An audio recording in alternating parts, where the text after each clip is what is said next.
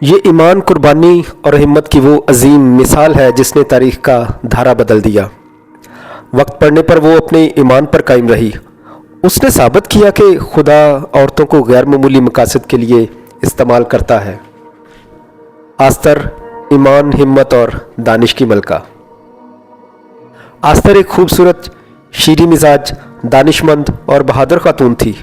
اس کا تعلق بنیامین کے قبیلے سے تھا۔ وہ ان یہودیوں میں سے تھی جنہیں بادشاہ نبوکت نظر اسرائیل سے اسیر کر کے بابل لایا تھا۔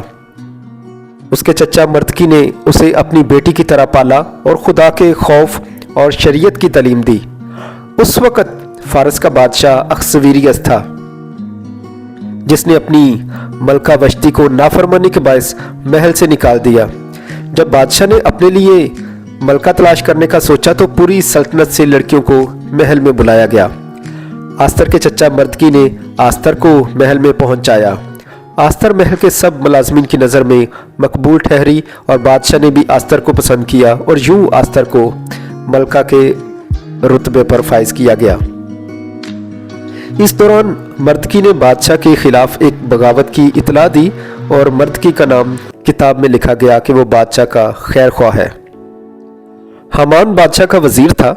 یہودیوں سے نفرت کے باعث ان کی قوم کو تباہ کرنے کا منصوبہ بنانے لگا، تو مردکی نے آستر کو پیغام دیا کہ بادشاہ کے حضور جا کر اپنی قوم کی جان بچائے۔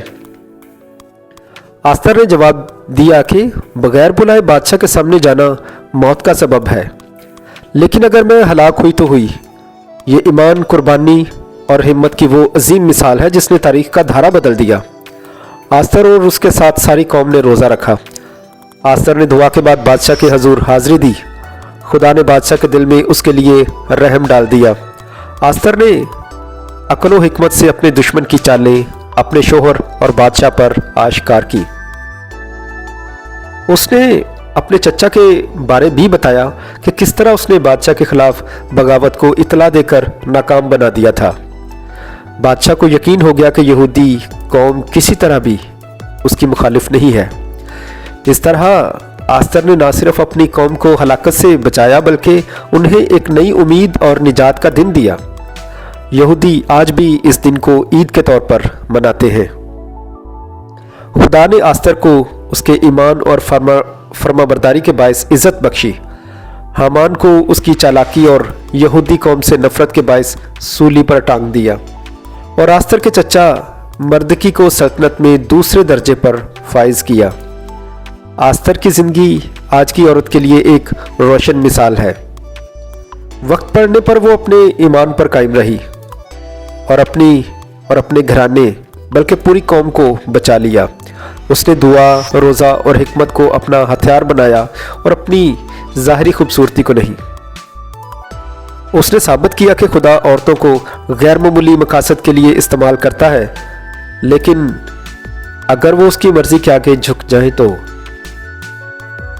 یہ کہانی آپ مسز ریورنڈ شہباز انجم کی کتاب خواتین بائبل سے سن رہے ہیں۔ ہمیں سیکھنا ہے کہ مشکل وقت میں خدا پر بھروسہ رکھیں۔ خدا کی نظر میں وہی عورت قیمتی ہے جو ایمان، دعا، قربانی سے اپنی قوم، خاندان اور کلیسیا کے لیے کھڑی ہوتی ہے۔ جیسا کہ امثال میں لکھا ہے، حسن دھوکہ اور جمال بے ثبات ہے، لیکن وہی عورت جو خداوند سے ڈرتی ہے ستودہ ہوگی۔ آمین۔